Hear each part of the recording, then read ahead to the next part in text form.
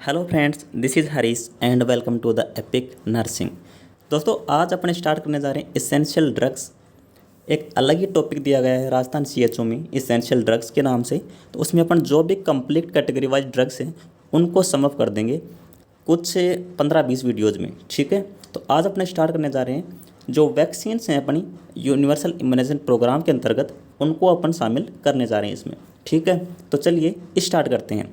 Video को and तक ज़रूर देखना है क्योंकि अपन इम्यूनाइजेशन प्रोग्राम पहले भी पढ़ चुके हैं और एक बार फिर से रिपीट कर रहे हैं तो आपको समझने में आसानी होगी। तो चलिए शुरू करते हैं। देखिए दोस्तों, वैक्सीन अंडर यूआईपी। देखिए क्या है, वैक्सीन इज बायोलॉजिकल प्रिपरेशन। क्या है? जैविक प्रिपरेशन है that provides active acquired immunity to a particular disease. देखिए, एक क्वेश्चन तो आपका यहीं से ही बन जाता है, वैक्सीन कौन सी इम्यूनिटी प्रोवाइड करती है। देखिए, एक्टिव एक्वायर्ड इम्यूनिटी। क्या? Active acquired immunity. ठीक है, उस पर्टिकुलर डिजीज़ के प्रति एक्टिव एक्वायर्ड इम्यूनिटी, ये याद रख लेना है क्वेश्चन।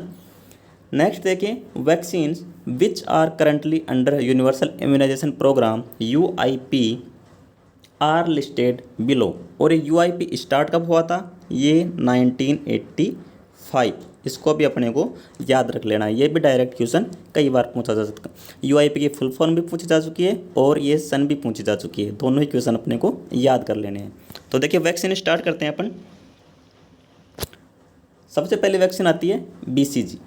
बीसीजी की फुल फॉर्म क्या होती है? बैसिलस कालमेटे गुइरिन। ये जो कालमेटे और गुइरिन हैं, ये इसके फाउंडर हैं, यानी कि जो वैज्ञानिक थे उन्होंने खोजा था बीसीजी को। ये लिफोलाइज वैक्सीन है, किस में काम आती है? प्रोटेक्शन किससे करती है? ये ट्यूबरक्लोसिस से प्रोटेक्शन करती है। ठीक है, रूट क्या रहने वाला है? इंट्राडर्मल। आप सबको पता होगा कहाँ पे लगाई जाती है? Left upper arm. क्या? लेफ्ट अपर आर्म पे। कितनी डोज लगती है? ओनली 1 डोज लगती है एट बर्थ। ठीक है, at birth up to 1 year of not given earlier. देखिए, एट बर्थ पे तो इसकी कितनी लगेगी? 0.05। ये एट बर्थ डोज है। और अगर ये एट बर्थ पे नहीं लगाई जाती है और 1 महीने के बाद 1 साल तक लगाई जाती है तो ये 0.1 ml, कितनी? 0.1 ml इसकी डोज रहने वाली है। ठीक है, तो बीसीजी से रिलेटेड सब क्वेश्चंस क्लियर हो गए आपकी। ठीक है, नेक्स्ट बढ़ते हैं। नेक्स्ट है अपनी ओपीवी, ओरल पोलियो वैक्सीन। क्या है? Oral polio vaccine liquid vaccine है। किससे बचाती है? पोलियो माइलाइटिस से। ठीक है, ओरल रूट होता है इसका। 5 डोज दी जाती है इसकी। कब कब दी जाती है? At birth, 6, 10 and 14। ठीक है, और 5 साल से पहले, यानी कि 5 डोज इसकी ज़रूरी होती हैं। देखिए, इसमें बताया भी गया है birth dose for institutional delivery. ठीक है, अगर कोई हॉस्पिटल में डिलीवरी हुई है तो बर्थ डोज वहाँ पे दे दी जाती है। प्राइमरी 3 डोज कौन सी होती हैं? 6, 10 और 14 वीक। मैंने भी बताया आपको, 6, 10 and 14 week. And 1 booster dose कब दी जाती है? 16 to 24 मंथ ऑफ एज। ये बूस्टर डोज होती है गिवन ओरली 2 ड्रॉप। ठीक है, तो ये कब कब दी जाती हैं 5 डोज? एक तो इंस्टीट्यूशनल डिलीवरी पर 0 डोज हो गई, 6, 10 एंड 14 ये प्राइमरी डोज हो गई, और booster dose 16 to 24 month of age. अगर अलग अलग भी पूछे तो आप आसानी से बता सकते हैं कि बर्थ डोज कौन सी होती है, 0 डोज कौन सी होती है, प्राइमरी डोज कौन सी होती है और बूस्टर डोज कौन सी होती है। तो ये सभी आपको याद रख लेने हैं। ठीक है, नेक्स्ट बढ़ते हैं अपन। नेक्स्ट देखिए, हेपेटाइटिस बी। ये भी एक लिक्विड वैक्सीन है। हेपेटाइटिस बी से बचाती है। हेपेटाइटिस बी क्या होता है? लीवर इन्फ्लामेशन या इन्फेक्शन। ठीक है, हेपेटाइटिस बी कैसे लगाई जाती है? इंट्रामस्कुलर। ठीक है, कैसे? इंट्रामस्कुलर। 4 डोज लगाई जाती हैं। 4 डोज लगाई जाती हैं। फर्स्ट कौन सी होती है? Birth dose within 24 hours. देखिए, इसमें एक फैक्ट और है, ये विदिन 24 आवर्स है। और अगर ऐसे पूछ ले कि प्रायोरिटी वाइज एट बर्थ कौन सी डोज लगाई जाती है तो हेपेटाइटिस बी उसका राइट आंसर हो जाएगा। ये क्वेश्चन नॉर्थ सेट 2022 में पूछा जा चुका है। ठीक है, और एक फैक्ट ये है कि अपन बोल तो रहे हैं विदिन 24 आवर्स, लेकिन अगर मदर हेपेटाइटिस बी पॉजिटिव है तो ये डोज विदिन 12 आवर्स ही लगेगी, विदिन 12 आवर्स। ये क्वेश्चन भी कई बार पूछा जा चुका है। देखिए, प्राइमरी 3 डोज कौन सी होंगी? वही 6, 10 एंड 14। तो इस हिसाब से इसकी टोटल 4 डोज लगती है। ठीक है, नेक्स्ट अपन डिस्कस करेंगे डीपीटी। तो वो तीनों तो क्या हो गई, एट बर्थ पे लगने वाली वैक्सीन हो गई। नेक्स्ट देखिए DPT, diphtheria, pertussis and tetanus toxoid liquid vaccine. ठीक है, अब मैं आपको एक करेक्शन बता देता हूँ यहाँ पे, इस डीपीटी को किस में शामिल किया गया है, पेंटावेलेंट में। किस में, पेंटावेलेंट, पेंटावेलेंट। ठीक है, इसको पेंटावेलेंट में शामिल किया गया। इसमें देखिए जो पर्टूसिस है, पर्टूसिस है, इसका कुछ ही प्रोटीन यूज किया जाता है। क्यों, क्योंकि इसके साइड इफेक्ट ज़्यादा निकल के सामने आ रहे थे, तो इसकी डोज कम कर दी गई है और इसके पार्ट्स कम कर दिए गए हैं, यानी कि अब कुछ प्रोटीन पार्ट्स को ही इस डोज के अंतर्गत शामिल किया जाता है। तो पेंटावेलेंट में डीपीटी, डिप्थीरिया, पर्टूसिस, टेटनस इसको शामिल किया गया। इसके अलावा इसमें हेपेटाइटिस बी और human influenza virus, human influenza virus, Hib bacteria, ठीक है, इसको शामिल किया गया है। तो ये 5 का मिश्रण है, पेंटावेलेंट है। डीपीटी अब अलग से बूस्टर के लिए लगाई जाती है। ठीक है, तो इसमें होगा डिप्थीरिया, पर्टूसिस, टिटनेस और इसके अलावा हेपेटाइटिस बी और हिब भी इसमें आ जाएंगे। ये इंट्रामस्कुलर होती है। कितनी डोज होती है, 5 डोज। देखिए 3 डोज तो प्राइमरी हो गई 6, 10 and 14 and 2 booster dose 16 to 24 month और 5 to 6 ईयर ऑफ एज। तो देखिए बूस्टर तो एज इट इज लगेंगी डीपीटी की, लेकिन जो 6, 10 और 14 है यहाँ पे अब पेंटावेलेंट लगती है। तो ये बात आपको ध्यान में रखनी है। ठीक है, नेक्स्ट अपन बात करते हैं मीजल्स। नेक्स्ट बात करते हैं मीजल्स। देखिए मैं सभी वैक्सीन बता रहा हूँ, सबकी डोज 0.5 ml ही है, ये आप बात ध्यान में रखिएगा, 0.5 ml। ठीक है, मीजल्स देखिए, मीजल्स से बचाव करती है खसरा से, सबक्यूटेनियसली लगाई जाती है। 2 डोज लगाई जाती हैं। फर्स्ट डोज तो 9 से 12 मंथ की एज पे लगाई जाती है और सेकंड डोज लगाई जाती है 16 से 24 मंथ पे। तो इसकी बेसिकली 2 डोज ही होती हैं। ठीक है, नेक्स्ट देखिए टीटी, टिटनेस टॉक्सोइड, ये लिक्विड वैक्सीन है, टिटनेस से बचाव के लिए लगाई जाती है। इंट्रामस्कुलर लगाई जाती है। ठीक है, 2 डोज लगाई जाती हैं इसकी, 10 year and 16 year of age. ठीक है, ये तो एडल्ट चाइल्ड्स के लिए हैं, 10 एंड 16। और प्रेग्नेंट वुमन के लिए भी 2 डोज लगाई जाती हैं एज अर्ली एज पॉसिबल। जैसे प्रेगनेंसी कंसीव्ड होती है उस टाइम और उसके 28 दिन बाद में सेकंड डोज लगाई जाती है। गैप कितना रहता है, 28 दिन का। और एक इसमें बूस्टर डोज भी आती है। अगर कोई औरत 3 साल के अंदर दूसरी प्रेगनेंसी कंसीव करती है तो उसको बूस्टर डोज लगाई जाती है, उसको एक ही डोज से काम चल जाता है। ठीक है, नेक्स्ट देखिए आप जापानीज एनसेफेलाइटिस वैक्सीनेशन, ये कुछ ही एरियाज में लगाई जाती है। ठीक है, जहाँ ज़्यादा बर्डन है इस बीमारी का।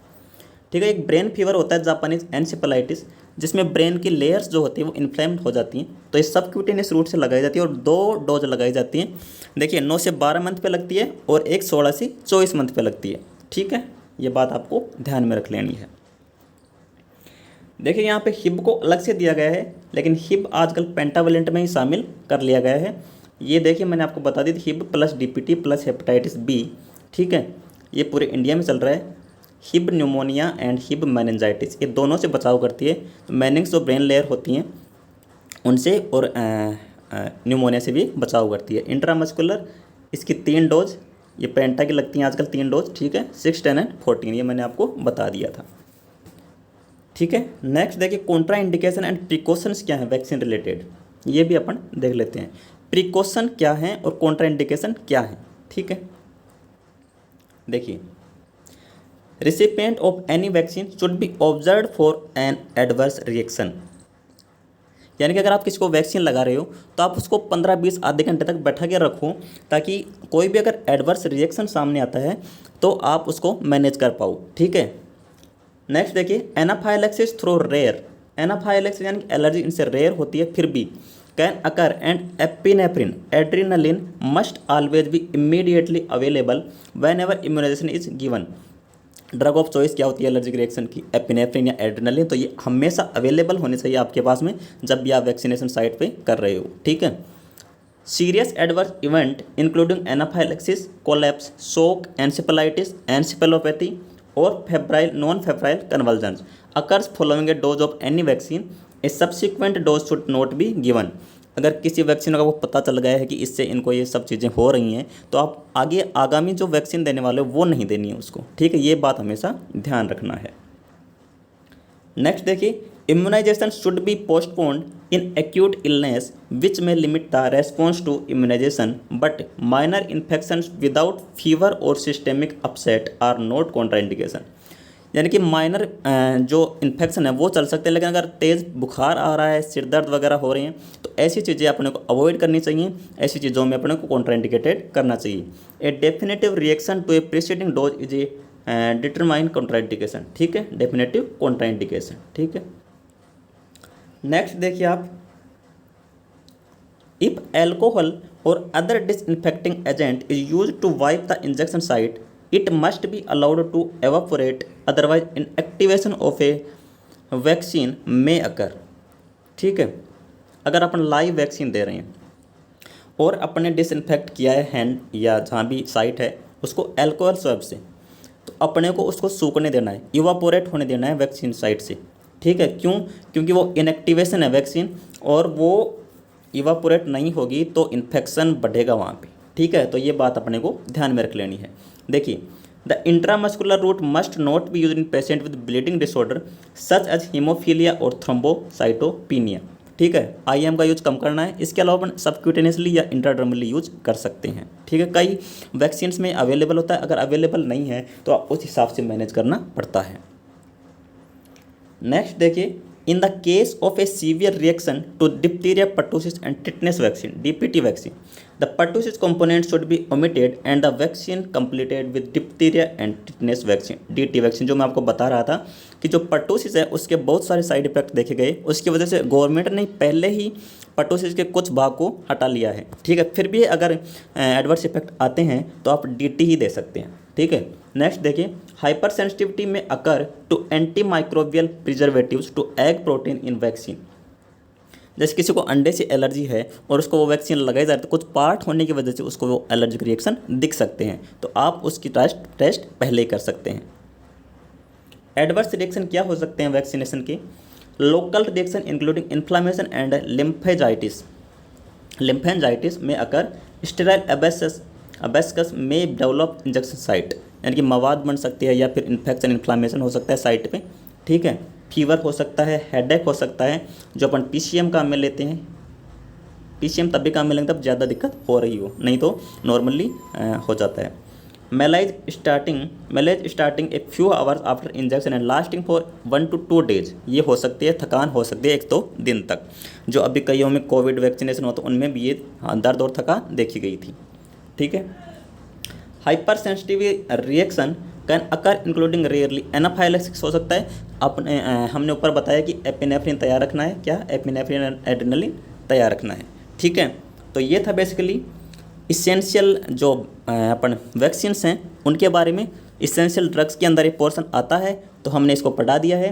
इसमें से क्वेश्चन गलत होने की संभावना नहीं है और 1 या 2 क्वेश्चन इसमें से ज़रूर पूछे जाएंगे, चाहे वो यूनिवर्सल इम्यूनाइजेशन प्रोग्राम में से आए या फिर ये इसेंशियल ड्रग के अंडर आए, ठीक है। तो एक क्वेश्चन ज़रूर इसमें से पूछा जाएगा। तो हमारे साथ बने रहने के लिए आप सबका धन्यवाद। ऐसे ही द एपिक नर्सिंग के साथ बने रहेगा, पढ़ते रहेगा, बढ़ते रहेगा। फिर मिलूंगा आपसे एक और नई वीडियो के साथ में बहुत जल्द। तब तक के लिए थैंक यू सो मच, धन्यवाद। जय हिंद, जय भारत।